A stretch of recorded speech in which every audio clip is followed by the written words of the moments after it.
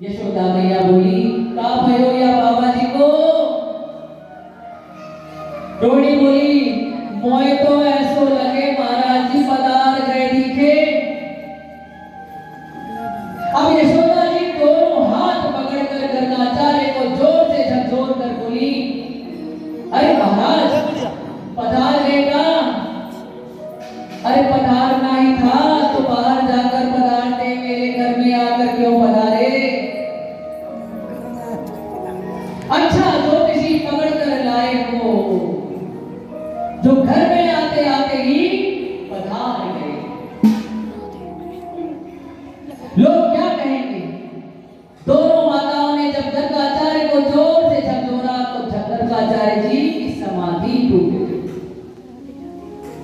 वो कौन सी समाधि में चले गए थे? अभी तो बताया था मैंने, त्राटक समाधि। अब त्राटक समाधि में से वापस आना तो उसके लिए क्या करना पड़ता है? पूरे तरीके से हिलाना पड़ता है। तो वही किया। अब गर्गाचार्य की आंखें खुली गई, लगा दी मैंने सबके, अभी अभी आई ना। समाधि टूटी। बोले क्या हुआ? भैया बोली तुम ठीक ठाक तो हो? गर्गाचार्य बोले मुझे हुआ क्या है भैया? अरे बाबा तुम्हारो मुंह खुलो है, आंखें खुली रह गई, ये निगोड़े सांस मुंह बंद हैं, गए तो हम तो डर गई और हमें सोची जाने का भय है। गर्गाचार्य ने सोचा कब तक छुपाऊंगा, आज असली बात बता ही देगा। गर्गाचार्य ने कहा कि मैया बताओ मुझे क्या हुआ था? आपकी गोद में जो लाला बैठा है ना, ये साक्षात गर्गाचार्य ने बताना चाह ही रहे थे कि आपकी गोद में जो बालक बैठा है वो साक्षात पूर्ण ब्रह्म परमात्मा है।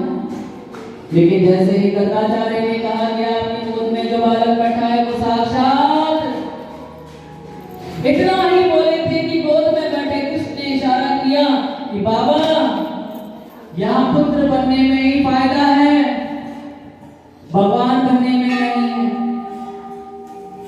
मैया हमें पुत्र मानती है, गोद में बिठाती है, अपना स्तनपान कराती है, माखन खिलाती है, लाड लड़ाती है, दुलार करती है। क्यों? क्योंकि मैं इसका पुत्र हूं। और कहीं तुमने हमें भगवान बना दिया तो भगवान की पूजा कैसे होती है आप सभी लोग जानते हैं। अब भगवान ने इशारा किया कि यहाँ पुत्र बताने में ही फायदा है। यदि भगवान बता दिया तो मुझे ऐसा वात्सल्य, ऐसा स्नेह नहीं मिल पाएगा। अब गर्गाचार्य क्या कहते हैं?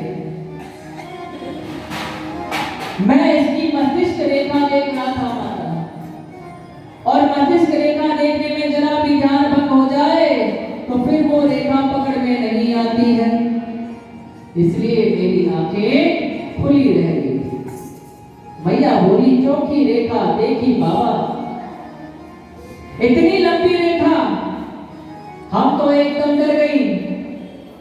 हमने तो सोची कि महाराज जी पधार गए दिखे और अब नामकरण शुरू करेंगे। गर्गाचार्य ने देखा कि माताएं कितनी चतुर है, बच्चों की अदला बदली करके बैठी मेरी परीक्षा लेने के लिए। संत गर्गाचार्य ने माता यशोदा की ओर देखा। यशोदा बोली है कि मैं बड़ी हूं, पहले मेरे पुत्र का नामकरण करो। अब यशोदा की ओर इशारा करके गर्गाचार्य ने नामकरण किया है। अयम ही रोहिणी पुत्रो रमयन सोहृदो गुणे आख्यास्यते राम इति बलाधिक्याद बलम विदो। माता तुम्हारी गोद में जो पुत्र बैठा है वो तुम्हारा है, और ये तो साक्षात रोहिणी का पुत्र है। मैया ने तुरंत ही एक अंगूठी उतारी और गर्गाचार्य के अब रोहिणी मैया बोली धीरे से, ये तो सच्चा ज्योतिषी लगता है। सही बात बताई है, किसका पुत्र है? ये रोहिणी का पुत्र है। इनका नाम है राम, लेकिन बल की अधिकता के कारण इनको बलराम कहा जाएगा, इनको बलभद्र कहा जाएगा।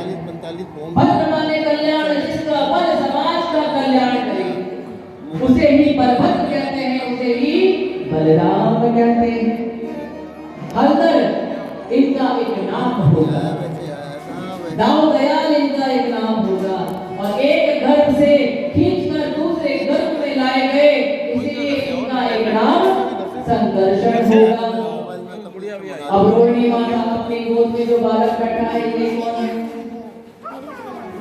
आसन वर्णाश्रयो हास्य रयतो नुयुगम तनु शुक्लो रक्तस्तदा पीता इदानीं कृष्णनागतः। इनका पहले शुक्ल वर्ण का था, फिर इनका रक्त वर्ण हुआ माता, फिर पीत हुआ, और अभी इनका कृष्ण वर्ण होने के नाते इनका नाम भी कृष्ण रखा हो। बोले कृष्ण कन्हैया लाल की जय। काला है ना थोड़ा, सांवला है ना, पर ये सांवला नहीं, चक्का उजियारा है।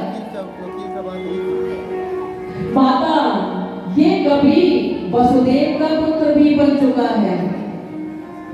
देखिए,